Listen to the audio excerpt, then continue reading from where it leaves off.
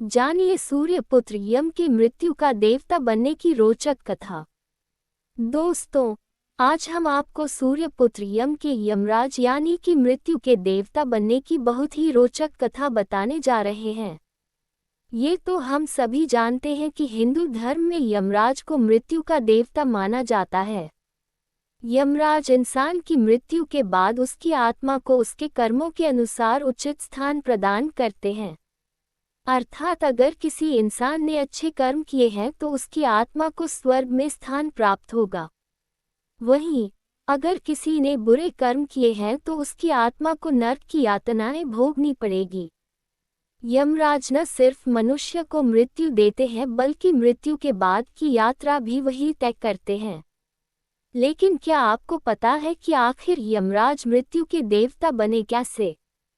पुराणों में दी गई जानकारी के आधार पर आपको बता दें कि यमराज को मृत्यु का देवता बनने से पहले खुद मरना पड़ा था।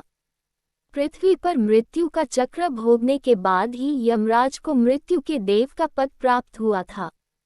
तो चलिए जानते हैं यमराज से जुड़ी इस रोचक कथा के बारे में।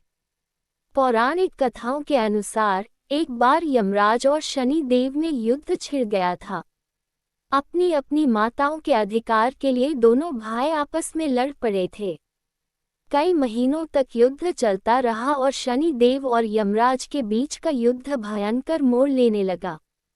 सूर्यदेव समेत सभी देवताओं ने इस युद्ध को रोकने का प्रयास किया लेकिन सभी विफल हो गए। चूंकि शनिदेव को बालावस्था से ही महादेव का आशीर्वाद और उनकी कृपा के साथ साथ उनके द्वारा दी गई दिव्य शक्तियां प्राप्त थीं, इसलिए शनिदेव ने यमराज को परास्त कर दिया और उन्हें अपने दंडास्त्र से मृत्यु के घाट उतार दिया।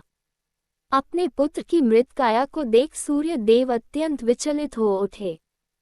सूर्यदेव और उनकी दोनों पत्नियों देवी संज्ञा और छाया ने महादेव का आवाहन किया और महादेव के प्रकट होने पर उनसे पुनः यम को जीवित करने का आग्रह किया। महादेव ने सूर्यदेव की प्रार्थना को ठुकराते हुए उन्हें ये समझाया कि मृत्यु अटल सत्य है और एकमात्र उनके पुत्र के लिए वह इस सत्य को परिवर्तित नहीं कर सकते हैं।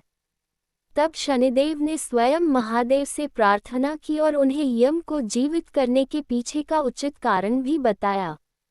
शनिदेव ने भगवान शिव को कहा कि 1 माह के बाद मृत्यु के देवता का दायित्व संभालने के लिए महादेव स्वयं देवताओं में से ही किसी का चयन करने वाले थे। इस चयन का आधार होता है मृत्यु के चक्र को पूरा करना। यम देवता पुत्र हैं किंतु उन्हें किसी भी प्रकार की दैवीय शक्ति प्राप्त नहीं हुई थी। इसी कारण से वह अमृत से वंचित थे और उनकी मृत्यु हुई। इस तरह यम ने मृत्यु का चक्र सबसे पहले पृथ्वी पर पूरा कर लिया है। इस आधार पर महादेव को यम को न सिर्फ जीवित करना चाहिए बल्कि उन्हें मृत्यु का देवता भी बनाना चाहिए। भगवान शिव शनिदेव के तर्क से प्रसन्न हुए और उन्होंने शनिदेव के आग्रह पर सूर्यपुत्र यम को जीवित कर दिया। शिव ने सूर्यपुत्र यम को मृत्यु के देवता का कार्यभार सौंपा और इस प्रकार सूर्यपुत्र यम मृत्युदेव यमराज बने। तो भक्तों, ये थी यमराज के मृत्यु का देवता बनने की रोचक कथा।